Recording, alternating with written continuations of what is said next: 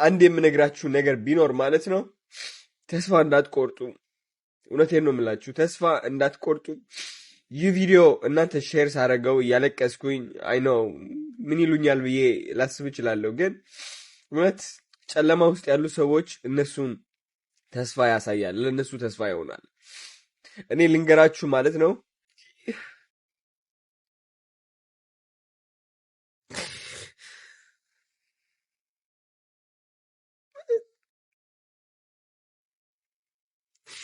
ልቤ የሆነ ነገር ገፋፋኝ ወደ ካናዳ እንድገባ ማለት ነው። ምንም ሳላቅ እውነቴን ነው የምላችሁ ስልኬን ጥዬ ነው የገባሁት እራሱ ፈሪቼ ማለት ነው። ማንንም ሰው ሳላቅ እነሱን እንዳለ ብሬ ሰጥቻቸዋለሁ። ቲፕ ሰጠዋቸው 300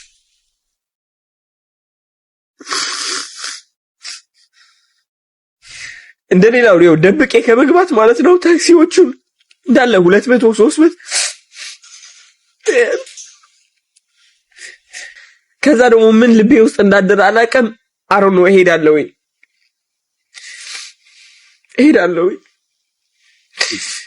የሚሄድበት ቦታ የለኝም እና ፕሊዝ ሄልፕ ሚ አልኳቸው።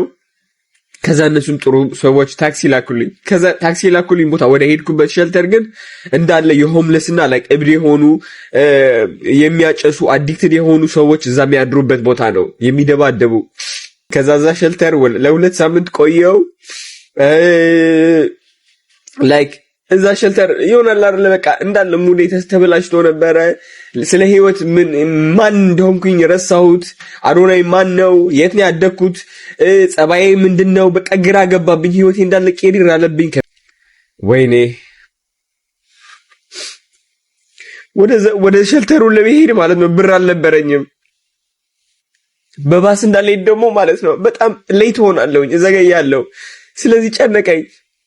የዛኔ ማለት ነው የማውቀው ጠበቃዬ ነበር። እሱን ደወልኩለትና ሄይ ላይክ እባክህ የኡበር ክፈልልኝ አልኩት። የኡበር ክፈልልኝ እባክህ ካልኩት እሱም ጥሩ ሰው ነው፣ ሲሳይ ይባላል። ባይ ወይ ቶሮንቶ ከሆናችሁ ጠበቃ ነው እሱ። ለኡበር ከፈለልኝ። ከዛ ወደ ሸልተሩ እየተሯሯጥኩኝ ሄድኩኝ። ከዛ እንደገና ወይኔ ያላረኩት ነገር የለም። ኡበር ለመስራት 3 ጊዜ ባይክ ገዝቼ 3 ጊዜ ባይክ የተሰረቀ ከዛ በኋላ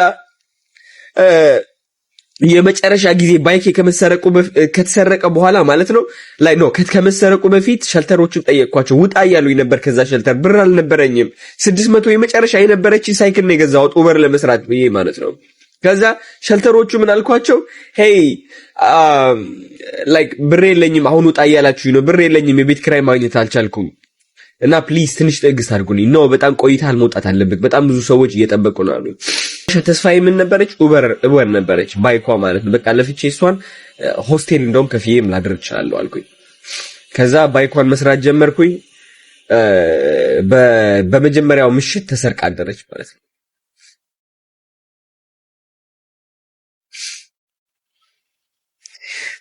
የዛኔ ልቤ እንዴት እንደተሰበረ ልነግራችሁ አልችልም።